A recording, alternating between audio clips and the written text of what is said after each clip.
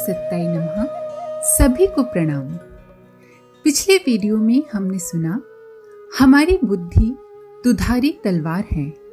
ये सामने वाले को मार भी सकती है और खुद को काटने के लिए भी प्रयुक्त हो सकती है।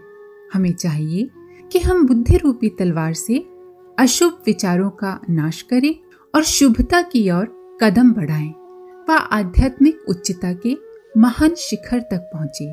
आइए इसी क्रम को आगे बढ़ाते हैं। परम पूज्य गुरुदेव आगे लिखते हैं, आत्म विकास एवं आत्म परिष्कार में आत्मनिरीक्षण बहुत सहायक सिद्ध हो सकता है। मनुष्य शरीर की रचना बहिर्मुखी है। अंग अवयव बाहर की ओर निकले हुए हैं। हाथ पैर धड़ से बाहर लटकते हैं। कान नाक होठ आदि की बनावट भी ऐसी ही है।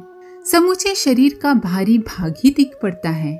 आंखें बाहर के दृश्य देखती हैं, कान बाहर के शब्द सुनते हैं, नाक बाहर से आने वाली सुगंध को सूंघती है, मस्तिष्क बाह्य जगत की हलचलों, सुविधाओं और कल्पनाओं की उड़ानें भरता रहता है।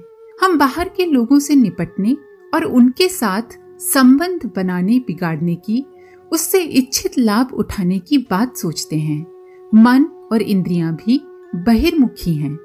हम बाह्य जगत को देखते हैं किंतु अंतरात्मा को अनदेखा कर देते हैं।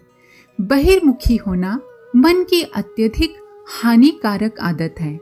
ये बहिर्मुखी प्रवृत्ति इतनी प्रगाढ़ हो जाती है कि उसके अतिरिक्त और कुछ करना तो दूर, सोचना तक संभव नहीं हो पाता। मनुष्य की वास्तविक सत्ता बाहर नहीं, भीतर है।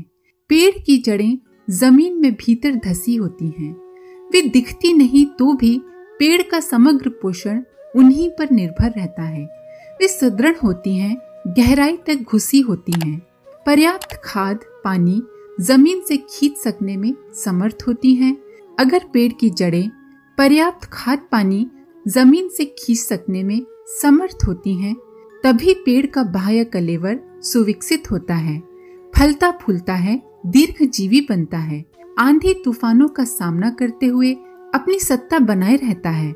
किंतु यदि जड़ों की स्थिति दुर्बल हो, वे गहराई तक प्रवेश न करें और समुचित खुराक खींचने में असमर्थ रहें, तो ये भी निश्चित है कि वृक्ष का विकास संभव न हो सकेगा। वो गई गुजरी स्थिति में रहकर अपना असमय ही दम तोड़ देगा। मनुष्य के संबंध में भी यही बात 100% लागू होती है।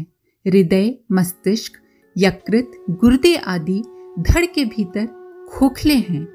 ये भीतर की स्थिति जब तक बनी रहती है तब तक कायिक स्वास्थ्य और सौंदर्य भी ठीक बना रहता है। किंतु यदि भीतर गड़बड़ रहे तो हाथ पैर जैसे बाह्य अवयवों के सहारे जीवन रथ की गाड़ी धकेलना कठिन पड़ेगा। चेहरे का सौंदर्य पिलपिला जाएगा। व्यक्तित्व की विशिष्टता का, वरिष्ठता का, उत्कृष्टता का, सुसंस्कारिता का जहां तक संबंध है, वे अंगों अवयवों की सुदृढ़ता पर निर्भर नहीं है। प्रतिभावानों का शरीर मोटा ताजा हो ये आवश्यक नहीं। स्कूल शिक्षा के सहारे क्लर्की मिल सकती है, किंतु महामानव स्तर की गरिमा का व्यक्तित्व के साथ जुड़ा होना ही अनेकानेक सफलताओं का आधारभूत कारण होता है। अंतराल की गहराई में रहने वाली ये गरिमा यदि गए गुजरे स्तर की हो तो व्यक्ति समर्थ और कुशल होने पर भी चोरी, ठगी, बेईमानी, बदमाशी के अतिरिक्त और कुछ कर नहीं सकेगा। इस निकृष्टता के कारण उसे आए दिन अपने स्थान और मुखौटे बदलने पड़ेंगे। एक दिशा में, एक क्षेत्र में प्रामाणिकता, पारंगतता प्राप्त करने का जो सुयोग मिलना चाहिए, उससे उसे वंचित ही रहना पड़ेगा। गुण, कर्म, स्वभाव ही मनुष्य के मूल्यांकन का एकमात्र सुनिश्चित आधार है। बाहरी जाल जंजाल में तो सभी उलझे रहते हैं, पर ऐसे विरले ही होते हैं जो अंतर्मुखी होने की आवश्यकता अनुभव करते हैं। आत्म समीक्षा में निष्पक्ष न्यायाधीश जैसी तीक्ष्णता बरतते हैं, अपनी खुद की त्रुटियां देख पाते हैं और उनके सुधार में समग्र संकल्प शक्ति के साथ लग जाते हैं। अपने में जिन सत् प्रवृत्तियों की कमी है, उन्हें महामानवों की जीवनचर्या के साथ तुलना करते हुए समझने का प्रयत्न करते हैं। कि किन अवरोधों के कारण व्यक्तित्व का ऐसा विकास न हो सका जो प्रामाणिक समझा जाता, अभीष्ट सफलताओं का वर्ण करता। जिन सद्गुणों की अपने में कमी दिखती है उनको अपनाना भी आवश्यक है। मात्र दुर्गुणों को उखाड़ते रहना ही काफी नहीं है। खेत को जोतते तो रहा जाए, पर उसमें उपयोगी बीज बोने सींचने का प्रबंध न किया जाए तो बहुमूल्य धन धान्य से कोठे किस प्रकार भर सकेंगे।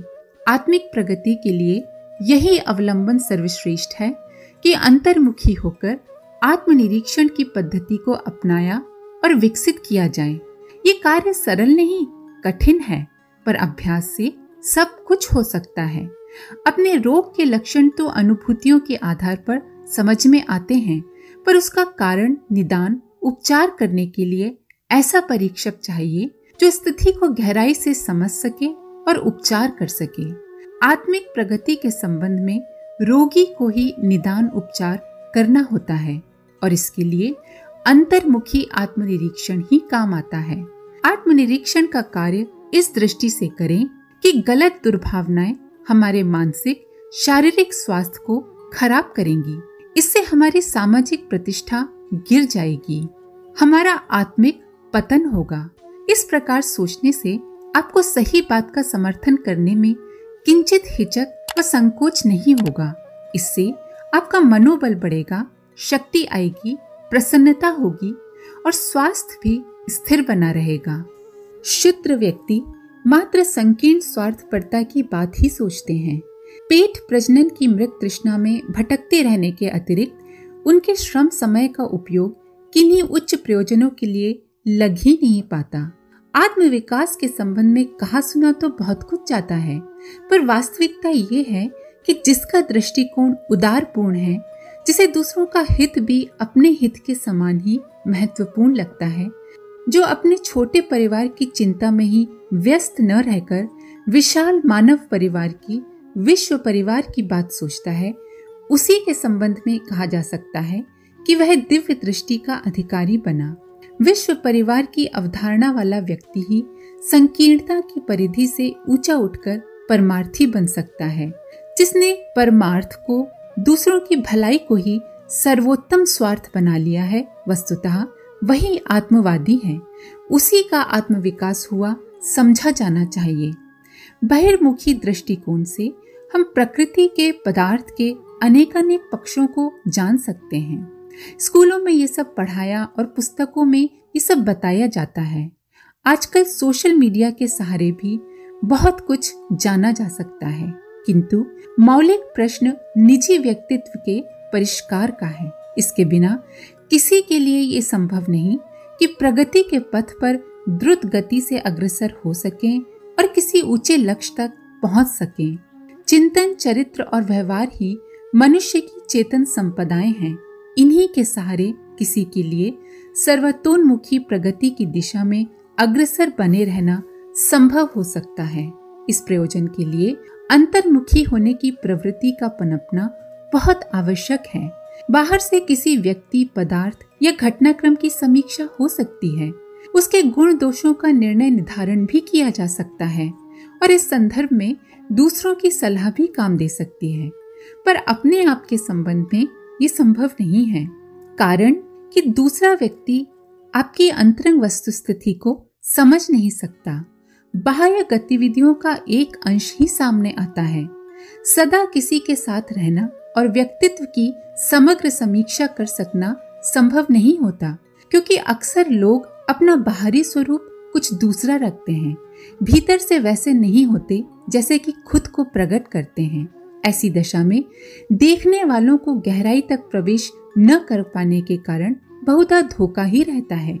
जब वास्तविकता का पूरा पता ही नहीं लग पाता तो सही समीक्षा कैसे कर सकते हैं और सुधार परिष्कार का परामर्श दे सकना कैसे बन पड़ सकता है।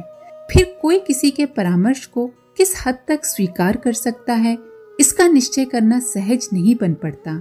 इसके लिए अपनी ही परख और अपनी ही सलाह कारगर हो सकती है। अपने संबंध में अपना निर्णय ही सटीक बैठ सकता है। स्वामी शिवानंद जी कहते हैं कि अंतर निरीक्षण में मन ही स्वाध्याय का विषय होता है। मन का एक भाग शेष मन का अध्ययन करता है। उच्च मन निम्न मन की परीक्षा करता है। अंतर निरीक्षण ही आत्मबोध है। जैसे आप मजदूर का काम देखते हैं, इसी प्रकार उच्च मन निम्न मन की क्रियाओं को देखता है। यही आत्मनिरीक्षण ही सही विधि है तथा इसका प्रभाव भी अधिक होता है। आत्मनिरीक्षण कैसे करना चाहिए? यदि आप अपनी कमियों का सही निवारण चाहते हैं, यदि आप दृढ़ मनोबल के द्वारा जीवन में सफल होना चाहते हैं, तो सोने से पूर्व प्रतिदिन आत्मनिरीक्षण करने की आदत डालिए। सोचिए, आज आपने क्या बुराई की? कौन कौन सा दुष्ट विचार आपके मन क्षेत्र में प्रविष्ट हुआ? आज आपसे कौन सा पाप हुआ?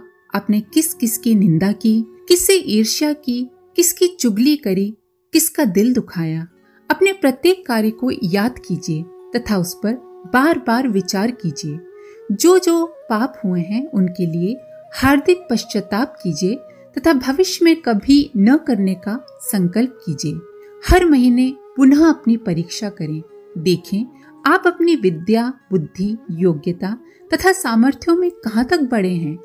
कौन कौन सी निर्बलताओं ने आपको अस्त व्यस्त किया है? कितना मार्ग और तय करना शेष रह गया है? आपने कहाँ से, किस उद्देश्य से जीवन यात्रा आरंभ की थी? कहाँ तक आप सफलता प्राप्त कर सके?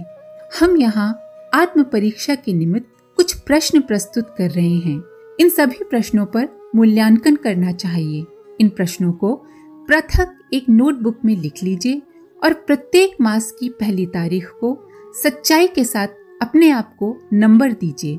इस प्रकार चलने से वर्ष के उपरांत देखिए कि उन्नति की दौड़ में आप कितने आगे बढ़ गए हैं।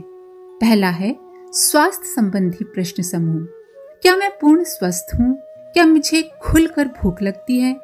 क्या मुझे शौच कर्म ठीक ठीक होता है? क्या मैं नियमित रूप से ब्रह्म मुहूर्त में शैया त्याग करता हूँ? क्या मेरे शरीर में स्फूर्ति रहती है? दिन भर में मेरा कितना व्यायाम हो जाता है? मुझे ज्वर, कब्ज, खांसी, कृमि, बहुमूत्र, रक्तपित्त, कानों का रोग इत्यादि में से कोई रोग तो नहीं है? मैंने इस मास कितनी बार ब्रह्मचर्य का पालन किया? मैं किन किन मादक द्रव्यों को छोड़ चुका हूँ? मेरे भोजन में विटामिन, दूध, दही, शहद, फल व तरकारियों की मात्रा कितनी बढ़ रही है? क्या मैं शक्ति संचय के पथ पर हूँ? दूसरा है बुद्धि संबंधी प्रश्न समूह। क्या मेरे मन में उच्च विचार आते हैं? क्या मैं भूत भविष्य की बातें ही सोचता रहता हूँ? क्या मैं बुरे विचारों को रोकने में समर्थ हूँ? क्या मैं दृढ़ निश्चय करता हूँ? क्या मुझे प्रलोभन विचलित कर देते हैं? क्या मैं सदा न्याय का पक्ष लेता हूँ? क्या मैं अपनी उत्तम प्रेरणाओं को जीवन में प्रकट कर रहा हूँ? क्या मैं अपनी बुद्धि की वृद्धि कर रहा हूँ? इस महीने मैंने कितना ठोस साहित्य पढ़ा तथा नित्य प्रति के जीवन में जो पढ़ा उसको कितना उतारा? आध्यात्मिक उन्नति संबंधी प्रश्न समूह। क्या मुझे आत्मा, ईश्वर तथा अपने सामर्थ्यों में विश्वास है? क्या मैं अशांत तथा चंचल रहता हूँ? क्या मैं अपना अधिकांश समय फैशन आदि में ही व्यर्थ बर्बाद कर देता हूँ? क्या मैं इंद्रियों पर पूर्ण अधिकार रखता हूँ? मेरा मन किस प्रकार की भावनाओं से भरा रहता है? मैं कितना समय जप, योग, नियम, प्रार्थना, संध्या पूजन में व्यतीत करता हूँ? क्या मैं अनासक्त होकर संसार के समस्त कार्य करता हूँ? क्या मेरे अंतःकरण में सद्बुद्धि का राज्य है? मैं अपनी आत्मा में कितनी देर लीन हो सकता हूँ? क्या संसार की हलचलें मेरी मन शांति को भंग कर देती हैं? मैं कितनी देर चित्त संयम कर लेता हूँ? समाज संबंधी प्रश्न समूह। क्या मैं बिना हिचकिचाहट के समाज के सामने, लोगों के सामने अपने भाव रख लेता हूँ? क्या मेरे रहने का ढंग, वस्त्राभूषण, व्यवहार आदर की दृष्टि से देखे जाते हैं? क्या मेरा विचार समाज की कुरीतियों, रूढ़ियों, मिथ्यावादों को उखाड़ने का है? क्या मैं अपनी आवश्यकता की वृद्धि कर रहा हूँ?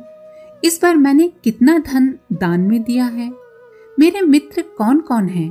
उनके चरित्रों में कौन कौन सी विशेषताएं हैं? क्या मैं दूसरों की बुराई में ही व्यस्त रहता हूँ? क्या मैं दूसरों के दृष्टिकोणों को सहानुभूतिपूर्वक देखता हूँ? मैं कौन से कार्य समाज सेवा की दृष्टि से कर रहा हूँ?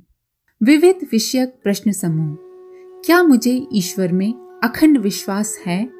क्या मैं खरा हूँ, चापलूस हूँ, खुदगर्ज हूँ, व्यभिचार की ओर आकर्षित तो नहीं हो रहा हूँ? क्या मैं अपने जीवन को निरर्थक, अनुचित तथा अनुपयोगी कार्यों में व्यय कर रहा हूँ? क्या मेरे जीवन में सुख, शांति, समृद्धि है? क्या मैं सच्चे हृदय से मंदिर, गिरजा तथा मस्जिद में जाता हूँ? क्या मेरा जीवन प्रेम के सिद्धांत पर अवलंबित है? क्या मैं प्रत्येक वस्तु में, व्यक्ति में ईश्वर का दर्शन करता हूँ? अभी तक मैंने कौन कौन से अच्छे कार्य किए हैं? याद रखिए, आपसे बड़ा आपके मन का निर्णायक और कोई नहीं है। बस आज से ही उत्तम प्रश्नों को डायरी में लिख लीजिए। प्रतिदिन सोने से पहले अपने कमरे में शांत भाव से आज की गई अपनी गलतियों का आत्मावलोकन करें और उन्हें दूसरे दिन पुनः न दोहराने का संकल्प लें। प्रत्येक माह के अंतिम दिन डायरी में लिखे प्रश्नों के समक्ष ईमानदारी और विशुद्ध भावना से स्वमूल्यांकन कीजिए और फिर देखिए प्रत्येक सायंकाल किए गए आत्मनिरीक्षण एवं लिए गए संकल्प का कैसा चमत्कारी प्रभाव होता है।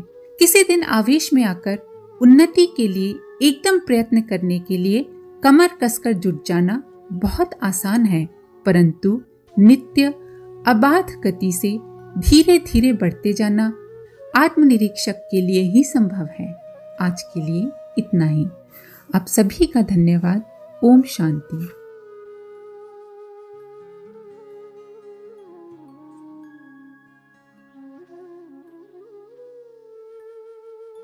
हमारे YouTube चैनल को सब्सक्राइब करें और बेल आइकन को दबाकर ऑल पर क्लिक करें ताकि आने वाले सभी वीडियोस की नोटिफिकेशन आपको मिलती रहे।